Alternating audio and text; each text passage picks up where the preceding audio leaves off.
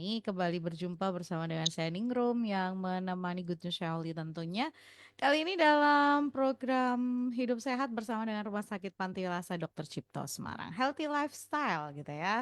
Itu judul besarnya sih selalu seperti itu. Nah, di hari Jumat siang-siang kita ngomongin tentang kesehatan. Jadi buat Anda yang mungkin mau bergabung bersama dengan kita boleh banget. Ngobrol yuk bareng-bareng sama kita tentang kesehatan dan pastinya dengan topik yang sangat menarik buat setiap Anda bersama dengan Rumah Sakit Panti Lasa Dr. Cipto Semarang. Dan sudah terhubung melalui aplikasi Zoom bersama dengan saya ada Dr. Fania. Siang, Dok. Halo, siang. Apa kabar, Gimana Dok? kabarnya Bu Niro? Wah, Iya, baik. baik Sehat. luar biasa. Iya. Nah, ini lagi di jalan mau kemana? Dari mana?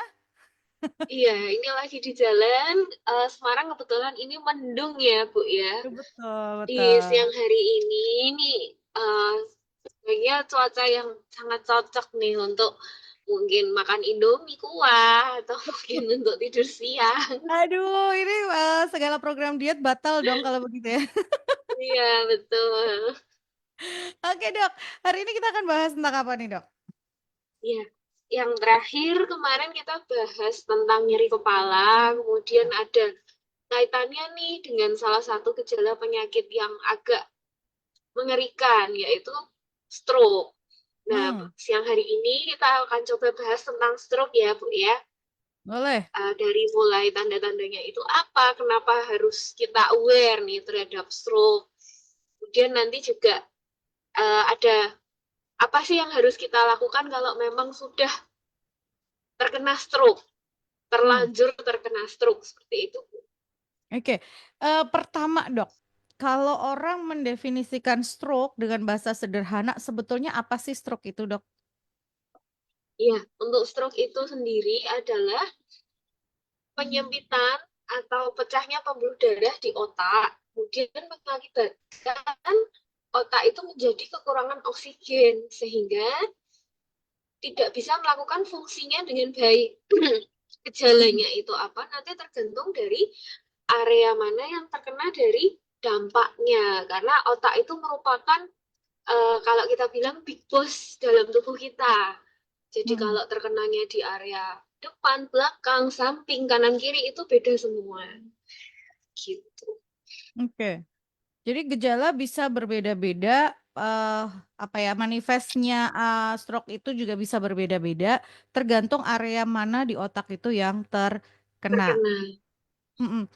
Oke, eh ini terus kenapa kok si pembuluh darah ini bisa pecah, Dok? Karena kan kita Iya, ngomongin pembuluh darah gitu ya. Nah, sekarang kenapa kok si betul. pembuluh darah ini bisa pecah? Ya, kalau yang diketahui dan secara banyak kasusnya terjadi di umum, di masyarakat tuh ada dua, yaitu penyumbatan dan pecahnya pembuluh darah.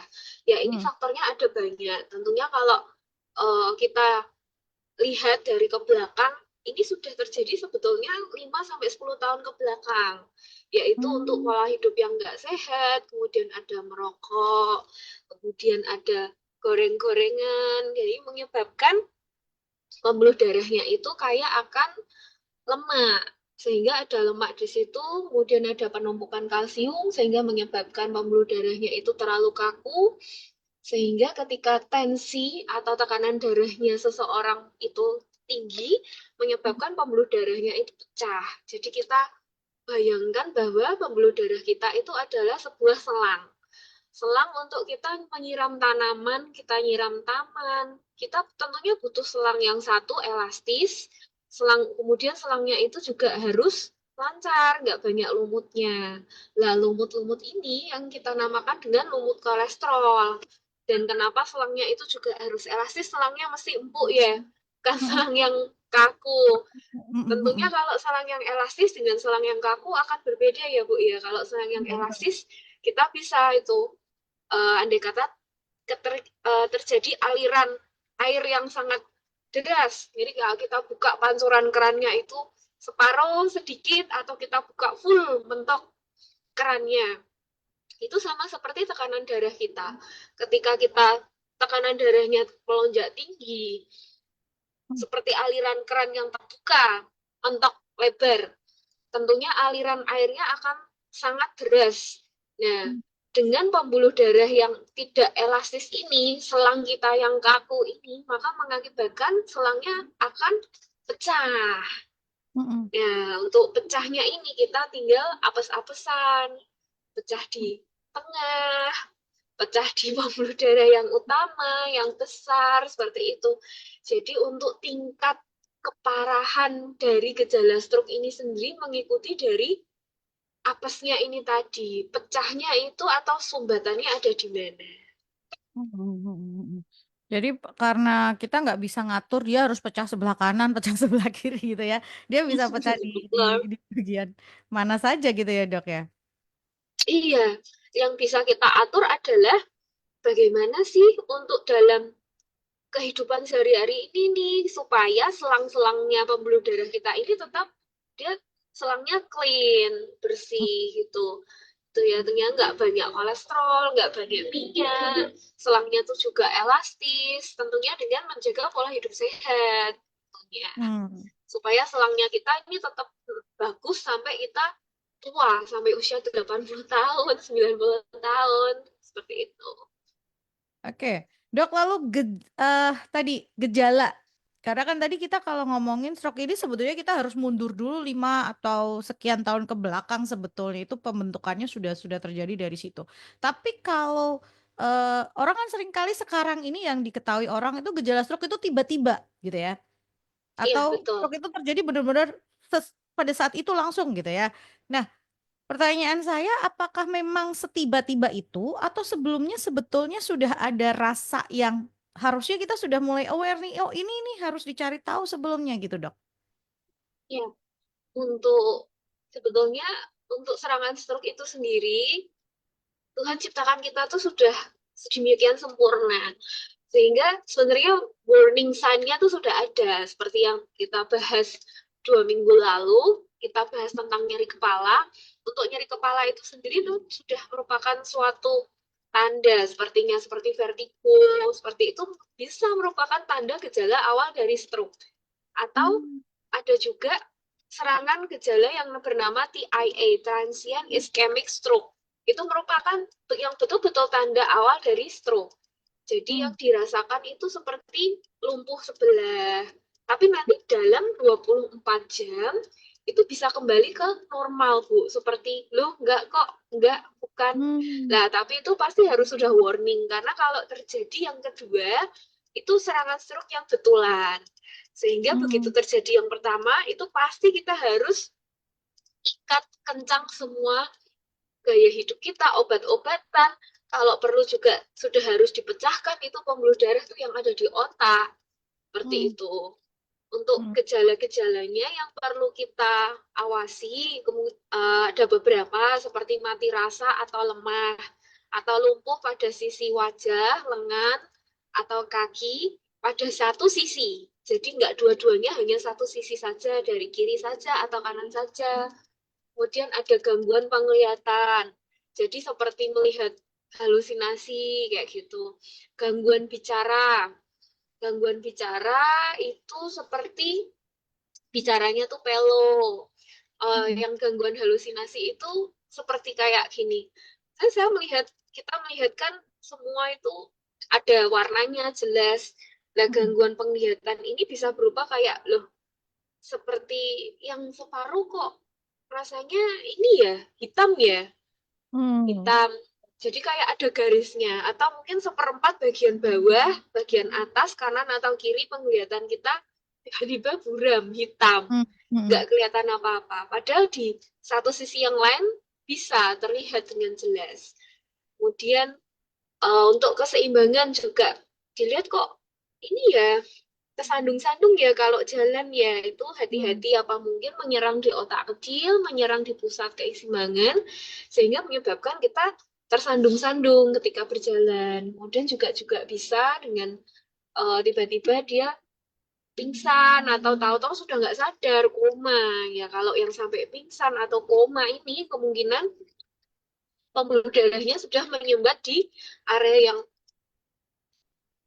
sangat vital untuk pusat kesadaran yaitu otak kecil dan batang otak. Kalau sudah sampai di otak kecil atau batang otak, kemungkinan selamatnya juga kecil nih, Bu. Maka itu kenapa kita harus aware dengan stroke ini, karena kita nggak tahu nanti mau dia di bagian mana. Oke. Tahu-tahu koma aja.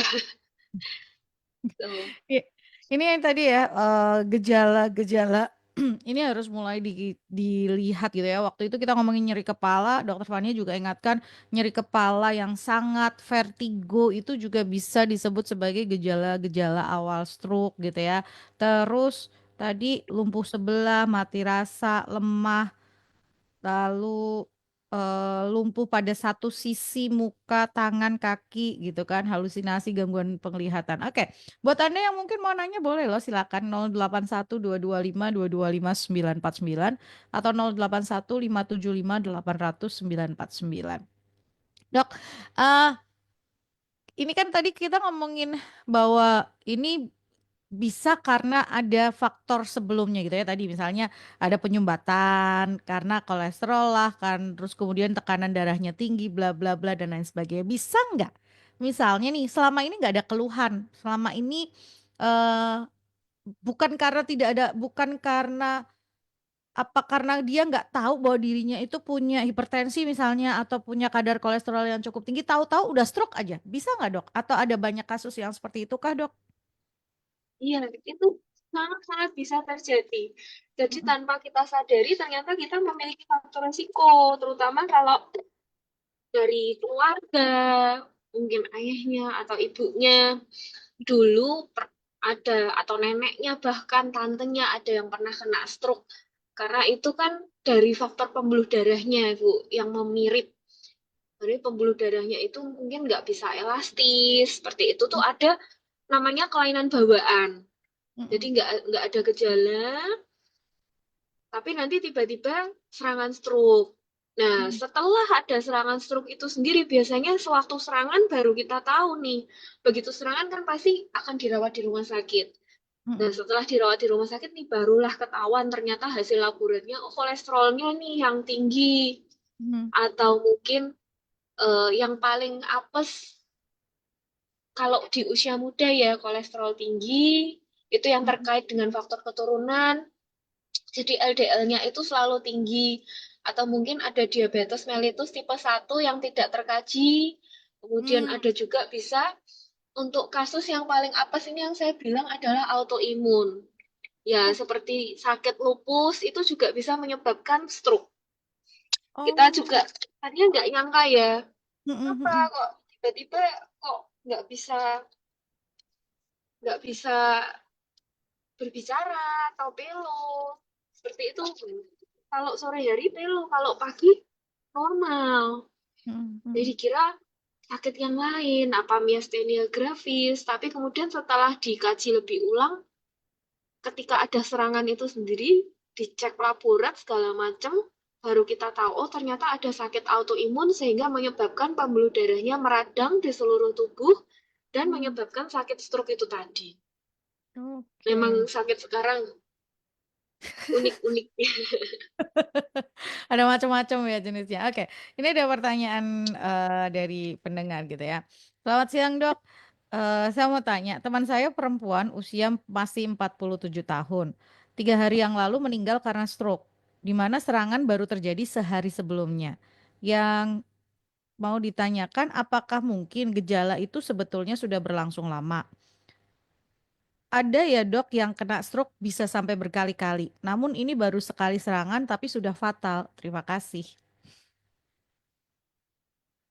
Iya, Bu, itu betul seperti yang tadi kita ungkapkan bahwa kalau serangan stroke itu sendiri kita tidak bisa memilih untuk pembuluh darahnya itu pecahnya tuh di area mana. Maka itu kita harus yang kita bisa lakukan adalah menjaga agar pembuluh darah kita itu tetap bagus, Mm, kemudian tetap jernih, elastis.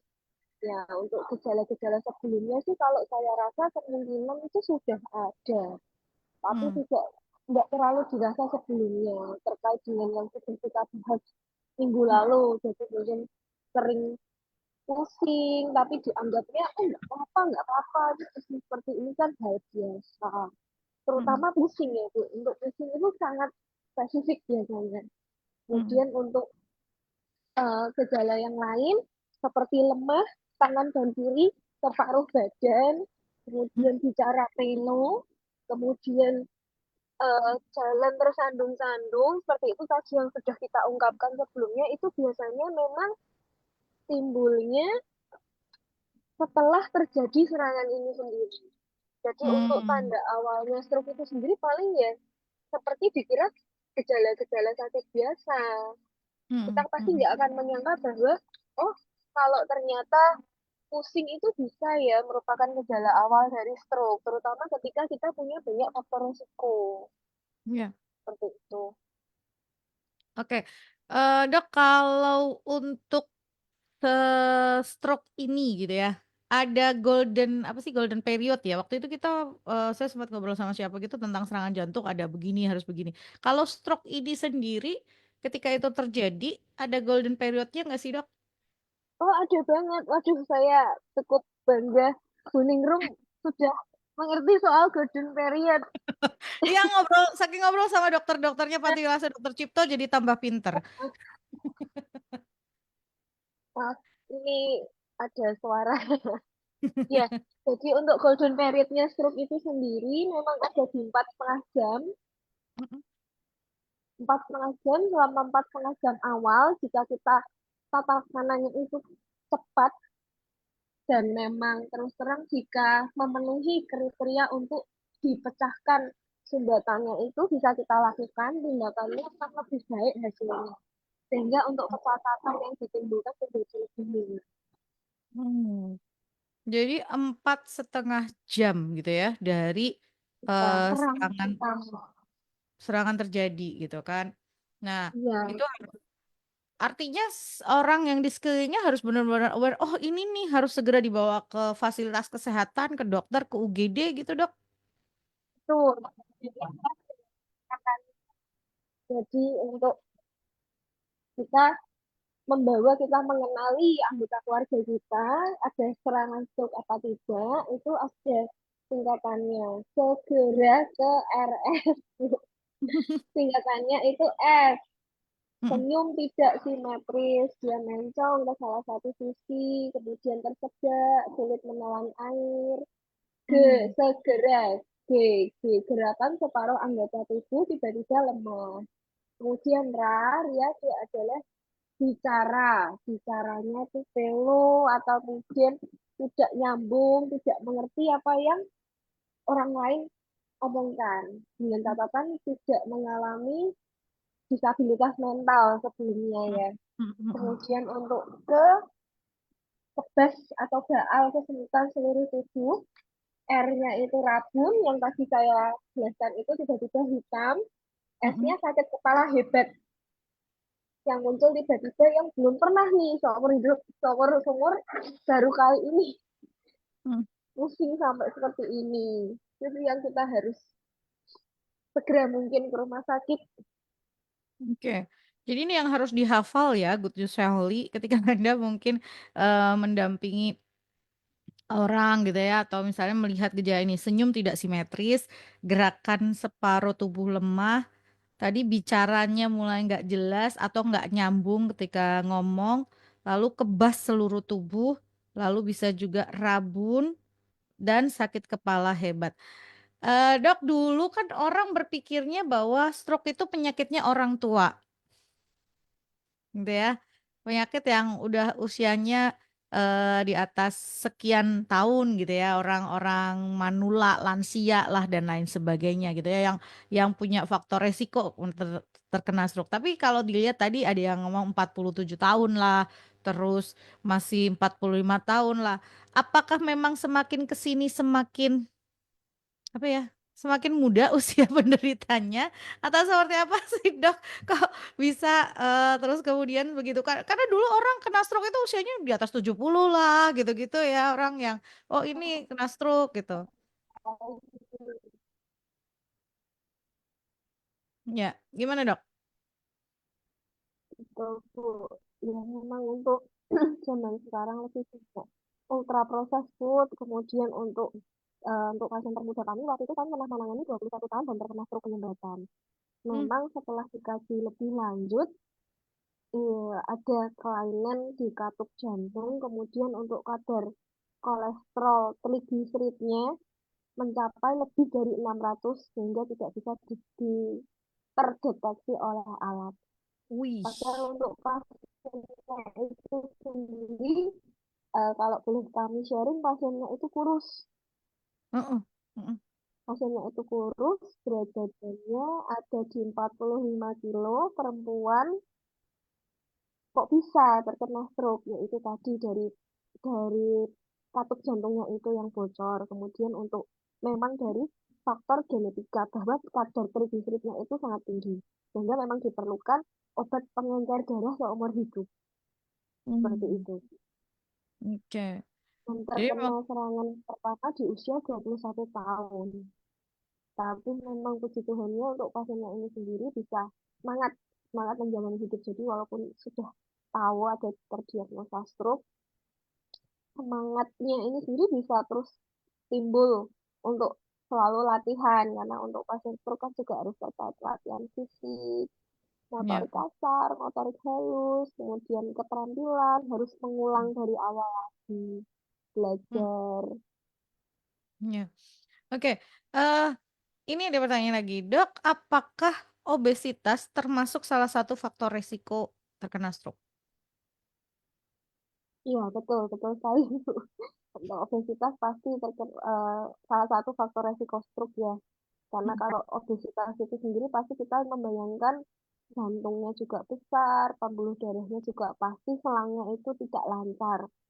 hmm, Banyak lumut yang di situ, termasuk yang kita bayangkan pasti ada kolesterol. Kolesterol dan gula itu adalah sangat-sangat jahat yang bisa merusak pembuluh darah, dan ketika pembuluh darah itu sudah agak robek di situ dan di situ akan timbul perbaikan pembuluh darah, perbaikan selang, justru itu yang akan menyebabkan sumbatannya lebih lagi daripada yang sebelum adanya robekan.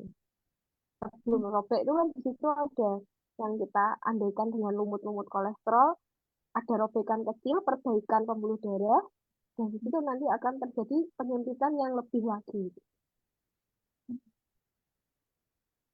oke.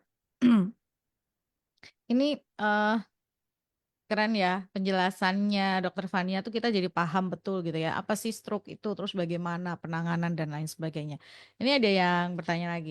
Selamat siang Dok, mau tanya, hipertensi dianggap sebagai seringkali dianggap sebagai penyebab stroke. Apakah hanya hipertensi saja yang menjadi penyebab stroke atau harus ada yang lain sehingga kemudian bisa terjadi stroke? Terima kasih. Ya, untuk itu memang betul sih ya Bu. Hipertensi ini pertanyaannya bagus sekali, nice. Untuk hipertensi memang seperti faktor keran yang terbuka tadi, kerannya itu mengalir deras. Dan kalau kerannya itu tidak terlalu deras, kita ibaratkan hipertensi itu seperti keran yang mengalir deras di selangnya kita ini. Kalau tidak hipertensi, kemungkinan untuk robeknya pembuluh darah itu tetap ada, tetapi lebih kecil daripada yang tidak Oke. hipertensi. Dan Hmm. banyak faktor sih, bukan hanya hipertensi saja, dan tadi itu dengan adanya lemak, kemudian adanya gula, faktor autoimun, faktor keturunan, itu semua juga menjadi faktor-faktor pencetus yang lain yang bisa mengakibatkan dari stroke ini sendiri. Karena untuk faktor resiko banyak ya, yang kita bisa kendalikan, kita kendalikan.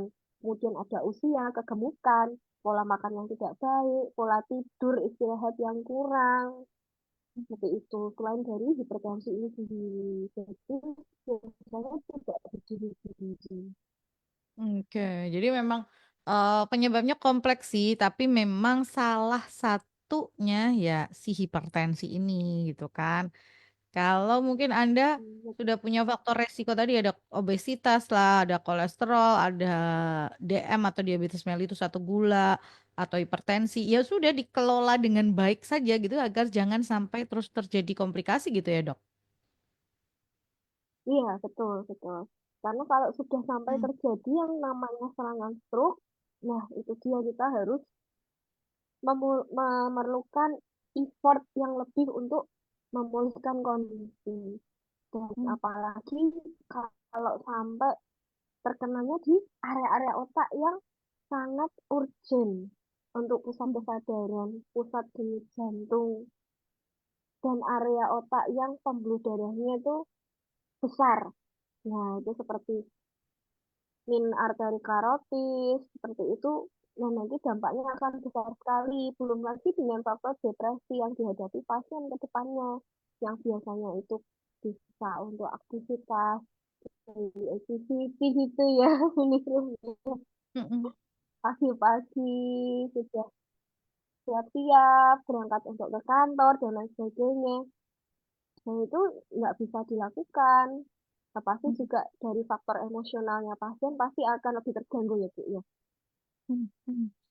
Gitu. Kalau sudah terjadi serangan, bisa terjadi serangan berulang nggak sih, Dok? Iya, sangat bisa, Bu. Mm-mm. Karena untuk serangan berulang itu terutama jika tidak dikontrol. Kalau yang kita kontrol dengan obat-obatan pun masih bisa untuk serangan berulang apalagi yang tidak terkontrol. Untuk serangan Mm. stroke itu sendiri kan kalau dari penyumbatan biasanya bisa dilakukan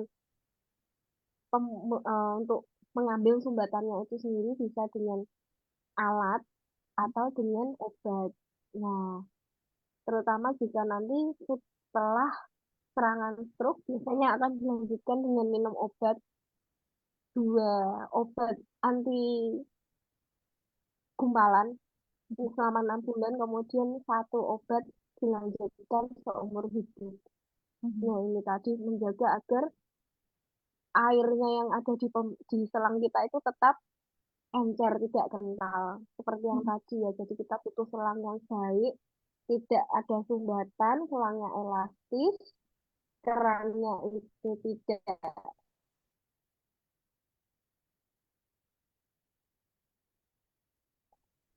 banter atau tidak, kalau orang Jawa bilang banter ya Bu, tidak keras.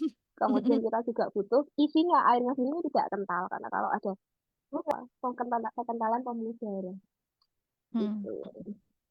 Oke. eh ini menarik ya, Guntur Syauli. Nah, kalau untuk si penderita stroke ini, jika misalnya memang sudah terkena stroke, biasanya kan kita mengenal dia tadi ya lemah tubuh separuh gitu ya, kanan atau kiri tergantung dari bagian mana otak yang terkena tadi gitu. Nah, ini lemah gerakan ini baik kaki, tangan gitu ya, itu bisa sembuh nggak sih, Dok? Dalam artian bisa balik seperti semula atau seperti apa? Ya, ini kalau yang saya bilang itu otak kita itu merupakan neuron-neuron yang tersambung dengan sinaps-sinaps. Nah, ketika memang di situ ada kerusakan, maka area otak tertentu itu akan mati sel-selnya. Ketika terjadi nekrosis, sel otaknya itu mati, memang bisa neuron-neuron ini kita sambung lagi, tapi tentunya membutuhkan usaha yang ekstra. Dan Hmm. kemungkinan akan beberapa ada keterampilan yang tidak bisa kembali. Hmm. Jadi itu. Jadi misal tadinya bisa pegang sendok dengan lancar, jadi nggak bisa. Jadi tetap ada beberapa hal yang nggak bisa kembali. Hmm. Kecuali memang kalau di situ memang pembuluh darahnya itu kita buka dan masih dalam golden period. Sehingga Hmm. belum sampai menyebabkan itu mati sel otaknya itu. Itu bisa bisa bisa di dilakukan tadi ya, ada fase golden periodnya tadi yang bisa dikejar Iya, istilahnya seperti itu. Kalau sudah iya. terlanjur eh semacam latihan-latihan itu bermanfaat nggak sih, Dok? Berguna nggak sih? Berguna sekali, Bu. Apalagi dengan teknologi yang sekarang sudah sangat maju ya. Yang perkembangan yang sekarang itu untuk pasien stroke tuh ada robotik. Hmm. Jadi dibuatkan seperti yang untuk menopang tubuh kita dari Hmm. belakang dan untuk mengajari bergerak lagi. Jadi seperti robotik itu sehingga memacu kita untuk terus berlatih, kontraksikan ototnya. Karena kalau otot kita tidak dilatih, seperti pasien stroke itu yang paling jelas. Pasien stroke kan berarti kalau ketika tidak ada perintah dari otak, otomatis otot kita tidak bisa bekerja. Hmm. Jadi otot itu adalah mengecil, semakin tidak kita gunakan. seperti itu. Pernah lihat kalau ibu minum mungkin kalau lihat eh, badannya besar, tapi kakinya kecil, kecil sekali. Nah, itu karena tidak pernah digunakan untuk latihan berjalan. Dan itu nanti dari waktu ke waktu semakin lama tidak latihan maka semakin kecil ototnya. Ketika semakin kecil ototnya akan semakin susah untuk kembali di starting posisi awal ketika belum terkena stroke. Maka memang sangat penting itu tadi Bu, yang Bu Ningrum sebut dengan golden period itu tadi. Oke. eh Golden periodnya menjadi satu hal yang penting, terus kemudian em, ini jadi apa ya? Latihan selanjutnya itu juga jadi satu hal yang penting juga gitu ya untuk Iya, dilakukan. Nah, em, kalau ngomongin stroke itu kan nggak berbicara hanya soal fisik gitu ya. Tadi seperti Dokter Fania sampaikan kalau sudah orang yang sudah terkena stroke itu ngomongin soal psikis juga kan. Karena dia yang tadinya mampu, dia yang tadinya bisa gitu, terus kemudian gak bisa ngapa-ngapain. Nah, ini eh, iya, sangat berpengaruh juga terhadap apa ya tadi dorongan semangatnya, psikisnya dia menjadi yang mungkin tadinya biasa terus jadi emosional dan lain sebagainya. Itu bisa jadi seperti sampai seperti itu kan ya, Dok? bisa sangat sangat berpengaruh Bu. Itu di Hmm. situ bisa ada dua faktor. Kalau Mm-mm. misal terkenanya di area otak yang depan atau frontal, kalau kita bilang itu yang daerah dekat dahi sini, itu adalah pusat untuk mengatur emosi. Sehingga jika ada serangan stroke di situ, pasti akan menjadi emosian orangnya. Jadi kalau memang yang depan itu tidak mengatur pergerakan tubuh ya, jadi yang dilihat ini cuma marah-marah, tahu-tahu nanti Mm-mm. sedih, 1 jam kemudian tertawa, terbahak-bahak. Mm-mm. Emosional naik turun. Tapi kalau dilihat tangan kaki masih bisa gerak semua gitu. Itu Mm-mm. bisa jadi terjadi di area emosional saja. Kalau di depan itu biasanya sih lebih ke arah kaki. Mungkin kalau eh, sumbatannya lebih luas, mungkin dari sisi emosionalnya kena, kemudian kakinya juga jalannya kayak nyeret-nyeret seperti itu. Mm-mm. Tapi untuk tangannya masih oke, untuk gerak, untuk fungsi bicaranya masih bisa. Mm-mm. Jadi untuk gejalanya tuh nanti berbeda-beda tergantung dari lokasi sumbatannya di mana. Dan untuk Mm-mm. emosi pasti emosi karena kan jelas ya Bu ya tadi daily activity bisa kerja, cari uang, ketemu dengan teman, ketemu dengan saudara dan lain sebagainya. Tiba-tiba harus terjaring di tempat tidur yang saya bilang tadi kemungkinan dari area pembuluh darah yang besar atau Mm-mm. median cerebral artery itu tadi. Kalau sudah terkena di situ akan lebih susah sekali. Oke. Ya pasti faktor depresi akan banyak ya Bu ya. Mm-mm, mm-mm. Ya, nah sekarang dok, untuk mencegah, ini bisa dicegah nggak sih? Gitu. Dalam artian begini, orang kan kadang-kadang momoknya utama gitu ya, terus oh nanti stroke lah dan lain sebagainya. Ini bisa dicegah nggak dok? Iya bisa bisa sekali dengan gaya hidup yang sehat, pola istirahat yang benar, olahraga, kemudian pola makan menghindari makanan yang sudah jelas-jelas kita lihat bahwa itu kolesterolnya tinggi, itu seperti yang daging yang dengan lemak-lemaknya yang putih-putih itu, kemudian jeroan, kemudian ultra processed food seperti itu ya yang banyak kita perlu hindari apalagi kalau kita juga sudah lihat oh dalam keluarga ini ada loh yang meninggal karena sakit jantung atau sakit stroke atau karena kolesterolnya tinggi atau ada yang sakit diabetes maka itu kita harus menjaga diri kita untuk dengan pola hidup sehat mungkin. Ya, jadi makanan dijaga, terus kontrol kesehatan secara rutin untuk mengerti faktor resikonya kita sampai di mana itu penting juga ya dok ya? Iya, penting juga, Bu. Terutama untuk yang sudah di atas usia 40 tahun itu bisa dengan medical check up setiap Mm-mm. tahun sekali untuk dilihat untuk gimana sih kadar kolesterol darah, gulanya, tensinya, kemudian faktor resikonya itu nanti akan di asesmen ulang oleh dokternya, seperti itu, di medical check up. Itu di rumah sakit juga bisa, nanti dengan puasa dulu biasanya selama 8 jam. Setelah puasa nanti diambil darah di pagi hari. Ya kalau puasa paling enak kan waktu tidur ya Bu ya. Ya betul.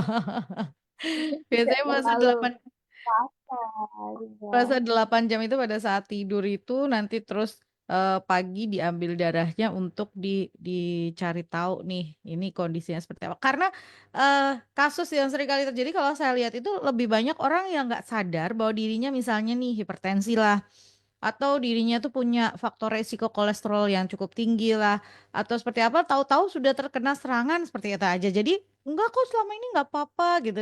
Karena dia nggak tahu dengan kondisi tubuhnya dia. Itu paling sering terjadi seperti itu kan, Dok? Iya, betul betul sekali Bu.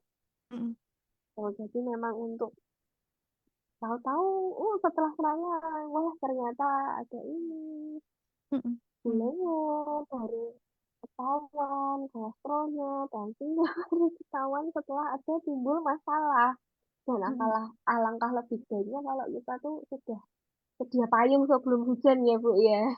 Ya, betul. Ya ini karena pas musim hujan ungkapannya seperti itu. Kalau kita sudah sedia payung sebelum hujan, seandainya kehujanan paling cuman kena rembes dikit-dikit aja, nggak sampai basah kuyup. Oke, jadi memang eh, Ya, balik lagi gitu ya yang namanya kesehatan gitu ya, mau sakit apa gitu ya, jantung, terus ini kita ngomongin stroke, balik-baliknya tetap ke pola hidup sehatnya kita gitu ya, pola hidupnya kita, lifestyle-nya kita, pola makan, lalu kondisi tubuh kita harus diketahui, karena kadang-kadang kayak aku sehat-sehat aja kok, makan sembarangan, bla bla bla bla, tahu-tahu terkena serangan, baru tahu, oh ternyata begini begitu. Terus nyeselnya pasti akan jadi belakangan gitu. betul betul banget tuh. Mm-mm. Biasanya tuh harusnya dulu saya pola hidup sehat dari dulu ya. Saya makan bersih, pola Mm-mm. makannya dijaga tanpa goreng-goreng udah dari dulu. Tapi ya gimana sekarang sudah terlanjur kena stroke dan pastinya tetap harus semangat untuk latihan karena biar bagaimanapun kualitas hidup pasien harus tetap terjaga ya Bu ya sekalipun dengan stroke ini tadi. Oke. Em, Cuman memang ya itu tadi berdamai atau menerima kondisi itu akan menjadi satu bagian yang susah juga sih karena yang biasanya sudah bisa dan lain sebagainya terus kemudian nggak bisa. Tapi sekali lagi ini sekarang sudah nggak pandang usia ya. Dalam artian kalau dulu orang ngomongnya bahwa ini tuh penyakitnya orang yang sepuh gitu ya usia di atas 60 di atas 70 ini sekarang sudah nggak ngeliatin usia mau berapa-berapa. Pokoknya sekarang kalau udah faktor resikonya ada, ya bisa saja terkena serangan seperti itu kan, Dok? Betul, dan mungkin juga karena perkembangan teknologi ya Bu ya, mungkin untuk dari zaman dulu mungkin nggak tahu. Bisa juga karena tidak dicek maka tidak tahu bahwa ini adalah stroke. Dan Ya, karena sekarang teknologi jadinya macam-macam jadi malah ketahuan bahwa ini sudah stroke. betul. Jadi karena memang Atau bahasa lainnya ada serangan otak ya. Serangan jantung ada ini di serangan otak. ya, betul. Jadi buat Anda mungkin Good News Family yang merasa bahwa, aduh, ini kok saya sudah hipertensi ya, aduh, jadi takut gitu ya nanti kalau begini. Ya, sebetulnya kalau memang Anda sudah tahu bahwa ada penyakit bawaan di dalam diri Anda, misalnya potensi tadi ya, hipertensi lah, kolesterol, apa yang harus dilakukan sih sebetulnya, Dok? Harus minum obat, harus mengatur diet dan lain sebagainya, atau seperti apa, Dok? Untuk biar mencegah terjadi stroke. Iya, betul. Kalau sudah tahu satu resiko, berarti tentunya kita harus kontrol rutin ya ke dokter ya. Biasa dengan Hmm. dokter penyakit jalan atau dokter jantung sesuai dengan problem utamanya itu apa. Dan kalau ada tensi, gula, ya biasanya ke dokter penyakit dalam. Kalau ada katup jantung yang kurang baik atau mungkin irama jantungnya tidak teratur, mungkin lebih tepat ke dokter jantung. Dan Hmm. untuk exercise itu juga penting untuk olahraga ringan paling enggak 2 kali dalam sehari selama 30 sampai 60 menit itu juga penting untuk menjaga supaya pembuluh darah kita tetap bagus, tulangnya kita tetap elastis sampai tua, seperti itu. Dan obatnya itu kan tetap harus diminumnya seumur hidup ya, Bu ya. Kalau memang seperti ini untuk mengontrol faktor resiko dan serangan kembali. Oke. Jadi obat itu harus diminum, tapi memang em, apa namanya, pola hidup juga harus tetap diperbaikin gitu ya. Ada ini nggak sih dok, terapi alternatif? Kan seringkali orang ngomong begitu. Nah, kayak misalnya kayak tusuk jarum gitu-gitu, ada ininya nggak dok? Iya. Untuk ada tempatnya apa enggak gitu ya, Bu ya. Untuk Mm, tusuk jarum itu sendiri, tusuk jarum ini yang berpusat pada pengobatan timur. Kalau yang kita tahu di rumah mm, sakit, yang kebanyakan adalah kedokteran barat ya, mm, western medicine. Kalau yang tusuk jarum ini adalah pengobatan dari yang dikembangkan dari Asia bagian timur. Nah, ini juga kalau saya rasa juga boleh baik kalau dikerjakan dengan tentunya pacarnya. Jadi mm, enggak sembarang selesai karena itu memang yang setahu saya ada titik-titik meridian tubuh yang memang bisa diaktifkan. mm, Untuk meridiannya ini memang yang diaktifkan adalah bagian bawah, bagian perifer, otot. Sehingga mm, menyebabkan kita masih bisa melakukan pergerakan yang tadinya mm, sangat lemah masih bisa bergerak kakinya, tangannya, mm, walaupun dengan kontrol otak yang minimal, sehingga menyebabkan ototnya itu tidak jadi mengecil kalau dibiarkan terus-menerus. Dan kalau mm, tidak dengan tenaga ahli yang tepat untuk melakukan akupuntur ini, biasanya juga cuman ditusuk-tusuk biasa di bagian otot, tapi tidak terkena di sarafnya. Dan oke. kalau yang terkena betul-betul terkena sarafnya, tentu hasilnya juga bisa baik, Bu. Nah, makanya sekarang kan ada juga cabang kedokteran akupuntur itu sudah mulai ada spesialisnya. Karena memang itu sungguh nyata dan bisa untuk membantu. Ya,